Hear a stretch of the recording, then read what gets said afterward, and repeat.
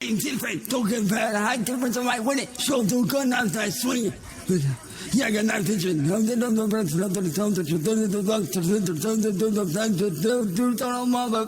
my brothers. Hey, it doesn't make sense to me, dude. Sean here. Let's talk about the attic goblin real quick. If someone were to have contacted the state mental health and health evaluators and they were to look at Chance, the first thing they would do is they would probably do an aerial view. It's the best way to describe it. Get a big picture of who this guy is. You can find that on YouTube. YouTube is nothing but a giant picture of who he really is, because he showed us who he really is, and I already said that. First thing they would notice is his rage, his antagonistic rage, which is much more dangerous. There's a difference between being furious and punching the wall, and being furious, punching the wall, going at somebody, and then wanting to punch something else. How many times can Chance, we're talking about Chance, punch a wall before it's done enough? Let's say you don't react the way he wanted in fear. You don't act scared. You don't give him the anger back because he just put a hole in your wall. He's going to want to do something stronger. He's going to want to do something else. He wants you to be afraid. I think it gets him off. I really do. I think it gives him a chub, just like his rage gives him a chub. When he was choking out his grandmother, by the way, who the fuck does that?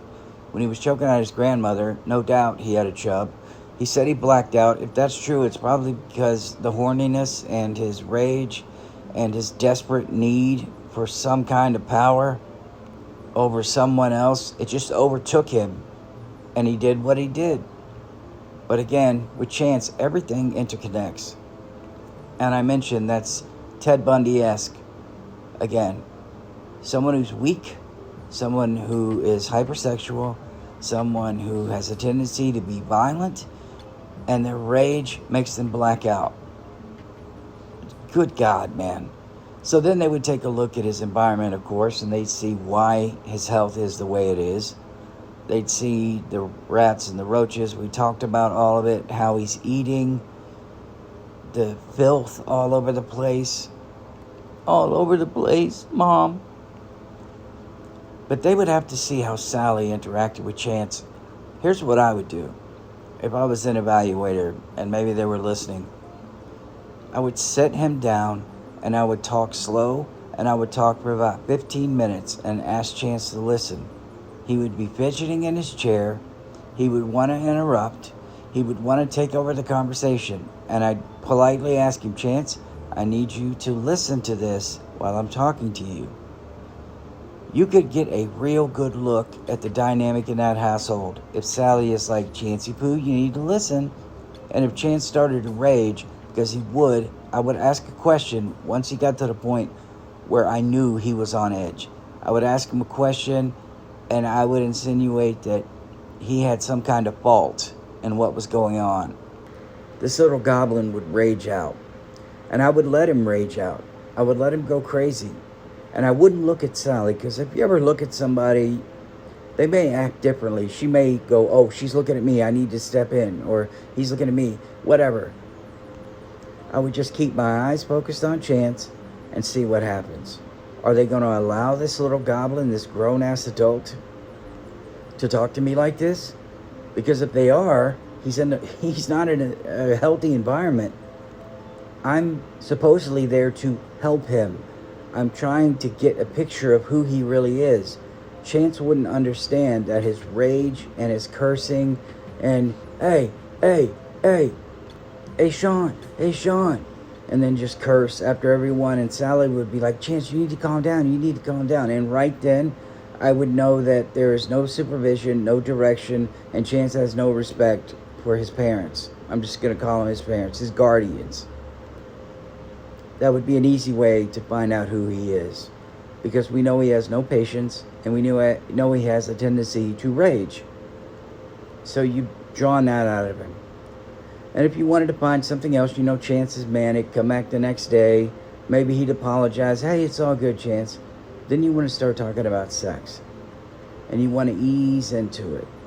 You don't want to get too dirty, because you want to use all the proper terminology, medical terminology, you want to sympathize with Chance a little bit. Like, oh, Chance, I've seen plenty of people that get their gratification out of others seeing them naked and doing sexual things. It's nothing I ain't heard before, you know what I mean? Loosen up, and Chance will just start telling you everything. And then you could even word it in a way, Chance, would you say the reason you send it to everybody, doesn't matter their age, is that you don't even care about their age. You're more concerned with the sexual gratification. I don't know if you see how I worded that, but I gave him an out. But that would also admit that he did it, especially if he didn't protest. 100% my wing wang. You just want to get him to the point where he's willing to say anything. Offer him a sludge. About 15 minutes in, offer him a sludge. Something you brought that you know he likes that Sally told you is his favorite drink. Hand it to him. Oh, wow, thanks. Now you're his buddy. Now he's going to talk to you. You could even relate a problem that you had that's completely unrelated to what his problems are. But say, I'm going to be honest with you. I had a problem that, it wasn't really, people looked at it, wasn't really that, you don't have to get into details, it wasn't even really that great. But, I worked through it. It was just something I needed. See if Chance will admit it that way. I think you would. I don't think it would take much to get him talking about that. Getting him to admit guilt is another thing altogether. So you have to get him to admit it without knowing he's admitting it. If you confront him directly about admitting it, he's not going to do it. You have to do it in a roundabout way. They make me look like a worse pedophile. You guys have all heard that snippet. And you've also heard, I'm Chance Wilkins, I'm a pedophile. When he starts bringing up N-word boy and William Glory Hole while you're simply asking him about his daily diet, you have to block that. You have to push it out. You can't allow that to come in. The minute you started talking about when a medical doctor started asking him about his hygiene and everything else, and brought up the scabs and probably what's on the rest of his body, I have a feeling the N-word boy, William Glory Hole, all Music Biz Marty, it all come up again. This is stress-induced eczema. Well, Chance, when was the last time you went to a doctor? I'd like to see your medical records. Well, it wasn't official, My mom knows a guy who you already know how it would go. There is no doctor. There is no permanent nerve damage doctor. There is no doctor for stress-induced eczema. There's damn sure not a mental health care professional that said he had PTSD. What you would be seeing is paranoid delusions and borderline psychosis. Eventually, though, maybe after a week, you'd have to ask him. What you want to do is corral him into thinking the way that you're thinking, logically, rationally. Get him used to questions that require a thought-out answer, if possible.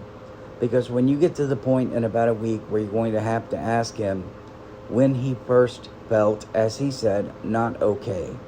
If he goes to Music Biz Marty, you know immediately you've got a lot of work to do. You've got to go back to Blind Billy and jumping off the balcony and things that happened before that. Even before choking his grandmother, you're really going to have to ease into it, and you're going to have to dig what possibly happened to him when he was a child. What kind of behavior, what did he suffer possibly that made him think that his behavior is going after little kids is okay? Other than the fact that a lot of people will just put it plainly like, well, he's a sexual deviant. Well, there's more to it than that. There really is. I apologize if this is a little dry. I'm trying to make sure I'm at least making some kind of sense. I don't know how you get there, though. This is why I say I'm not capable of doing it. How do you go back? I could probably do the first couple, but how do you go back that far? Especially if it's a painful memory, Chance doesn't want to remember it. Chance will bring things up in the heat of the moment. I will not, I'll be honest with you, I'd probably fake tearing up as Chance is telling me like a sob story that I feel is true. Pop in with, this sounds horrible, but the issue is, once the eyes close. And they'd know. The evaluators will know that the eyes close, lies flow. They'll know. They could see that immediately. But you'd have to keep telling him, Chance, I need you to look at me when you're talking to me. Look me in the eye. I need you to do that. I need to stay connected with you. The minute his eyes went back down, Chance, I need you to look me in the eye. Well, I can't. I'm embarrassed. No, you're lying. And you're pausing an awful lot. If somebody asked me about a traumatic event, I could probably rattle it off immediately. Even though some of the medication I'm on, I'm kind of foggy right now, but at least, hey man, I'm looking myself in the eye. No, kidding. I'm not really looking in the mirror. I wouldn't do that to myself. It'd be interesting to see what he came up with, because we know he takes other people's stories and makes them his own. The death of a family member, of a friend, his best friend that never knew who he was. Some of these stories, and this is where it gets a pain in the ass, some of the stories the evaluators would, okay, that's probably true, at least a quarter true. You'd have to find out people that were involved in these stories and maybe ask them, hey, can I get your perspective on this? What was your take on what actually happened here? Once they gather out all that information, this is the rough part. You're going to have to go back to Chancey Poo here and read pieces of the statement. Well, we spoke to some people that were involved, and this is how they saw it. You didn't see it like this? Don't ask him like that, but you know what I mean. You'd ask him to clarify, did any of this happen? If 4 people are telling the same story that are unrelated, 4 people who have no relationship whatsoever, friendship, family, and he's telling a different story, well, we know who's lying. And in this case, you don't take Chance's word for it. You go off the other stories. You note those. You note that Chance is in denial about those. I think he's in denial about a lot of things. The last 2 videos of him, I barely got through because I was getting angry. He was telling Low T and everyone else exactly what he should be telling himself. And it's unreal. Which brings me to the next thing I would ask. Chance, if looking back, is this where you thought you were going to be? Or you think you were going to be here? Well, I didn't know I was going to be my music career, my art career was going to take off, and that would give you a good idea of who this jerk ass is. And yeah, I said jock ass. Crap. That's from No Holds Barred, the movie. But you want to ask him that. Is this where you thought you'd be growing up? Is this where you wanted to be? Oh yeah, Chance, you'd have to be careful again. You're living in your grandmother's attic. Well, I help around the house. The only reason I can't move out is William Glory Hall, N-word boy. You'd have to pull him back in. I don't know how you do it. Once he gets going on these delusions, I don't know how you reel him back in. I checked that. I just thought of it.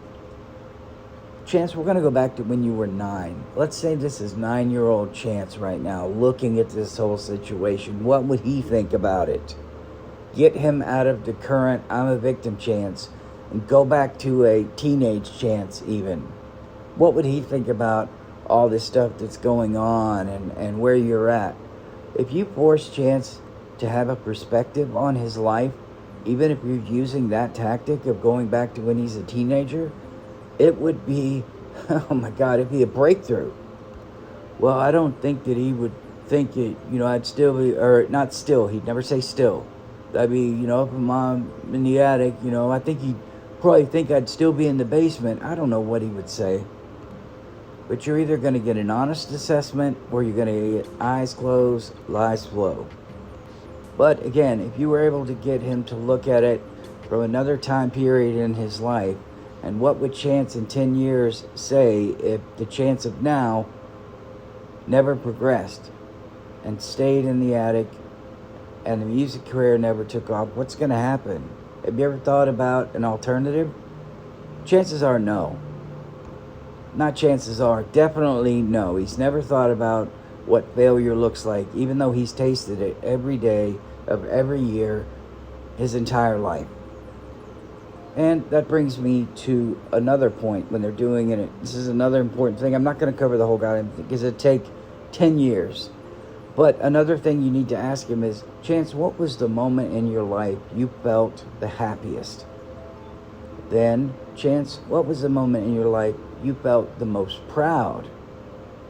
Chance, what was the moment in your life you felt the most hopeful? Those three questions right there are going to cause him to pause, which would probably break the universe. He's not just rambling. He'd probably just immediately, honestly, you know how he interrupts over, honestly, dude, I literally, the first time I literally got the money on Twitch. Come to think of it, that might be it. That might be it. If he doesn't go into the whole Callum thing, depends on which way his manicness swung, whatever day it was. But again, honestly, it was literally my career was taking off. I had all these sponsors, and Chance, we looked, we couldn't really find any records. Rage. Again, you'd have to be careful. Once he gets talking, you'd have to keep him talking, and you'd have to keep him in that mode. You don't want him to go into rage mode. You don't want him to high hover. You want him in a stationary pattern where he's going to stay there, right there. I'm going to use the damn word again. You create the pocket he needs to stay in. You don't want him trading blows. You don't want him defensive, and you don't want him offensive. You just want him idle.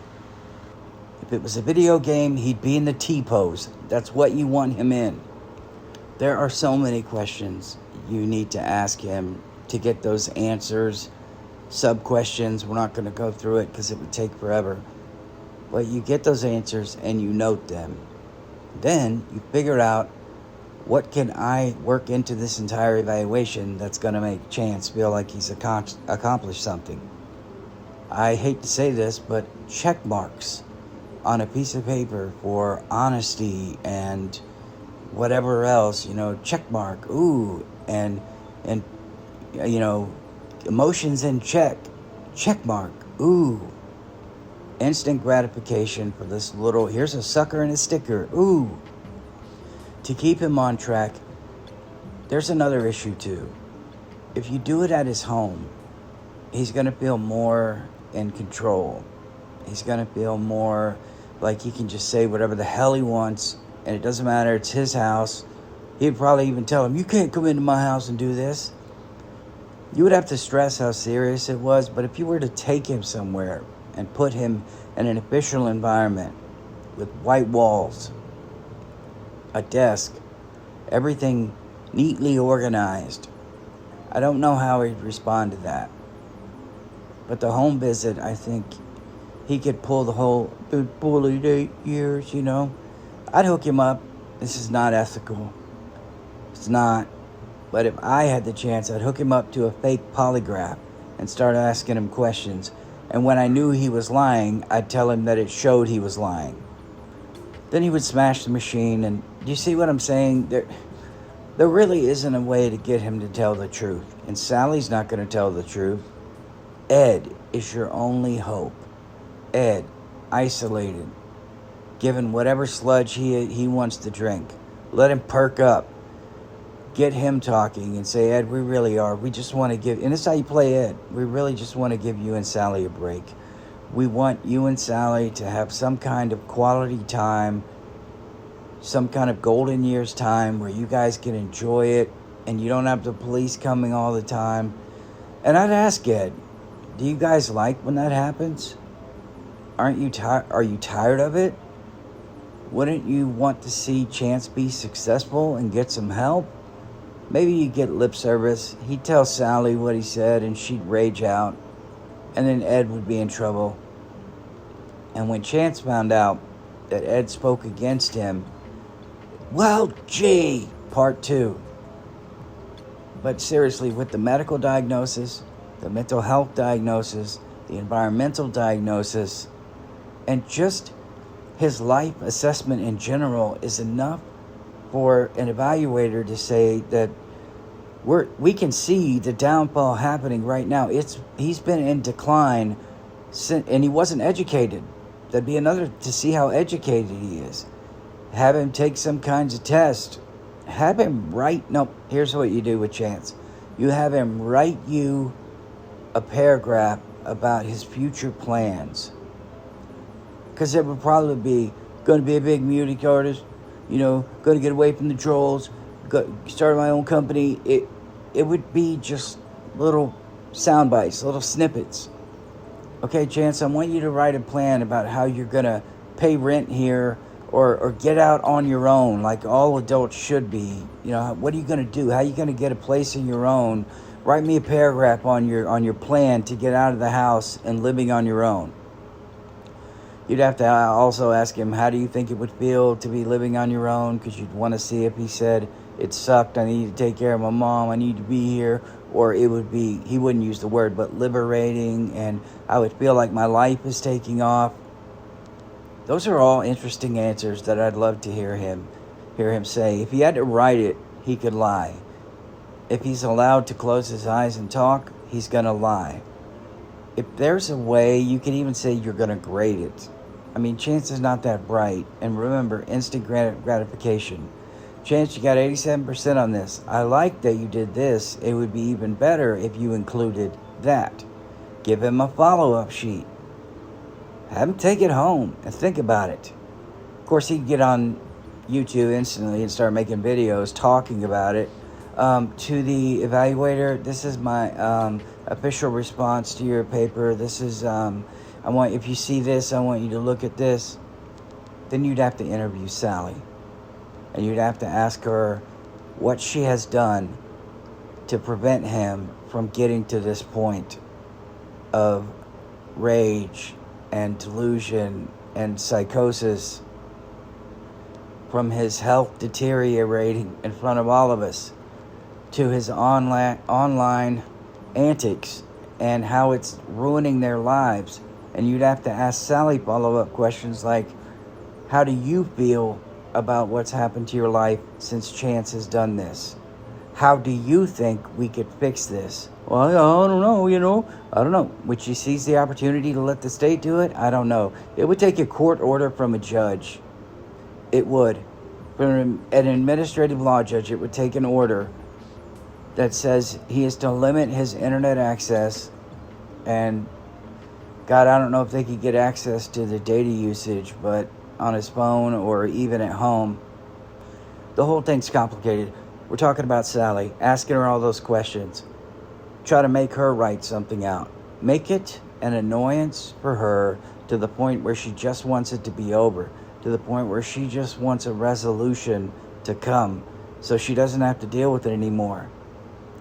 I don't know how she'd feel with Chancey Poo out of the house, empty nest syndrome or whatever. Sally, what's your plan? And they have every right to ask those questions because of the future burden that Chance Wilkins is going to be, and the future danger, and the fact that they were all labeled 43. She couldn't bring up 43 to them because they might go into defense mode, snap, antagonistic rage. We don't want that. But you would have to ask Chance first, go through all that bullshit I said, then go through Ed, and then go through Sally. And then other sets of eyes are going to have to look. Someone higher up, they're going to have to take a look at it. Does this need to be pushed further? What can we do? Is there some kind of intervention where we get him a job, like I said before, where we do this, where we try to integrate him into society? Because right now, he's living in a fantasy world. And when he walks outside of his house, when Sally dies, and Ed doesn't want him, or Ed dies too, the world is going to be a different planet to him. He doesn't know how to navigate it or handle it. He's going to be a tremendous burden. I see him going into places just stealing shit, giving a sob story. And I think if Chance could scream and yell and get food and run out, hey, that's what he's going to do. But anyway, that's a totally different video. But yeah, the evaluators have their work cut out for them. And if they are evaluating him right now, that's probably what they're doing. All right. I'll see you guys in the next one. Hey, it doesn't make sense to me, dude. Different, don't get bad. I difference on my winning. Show do good now that I swing. Yeah, I got nice vision. I'm my brothers.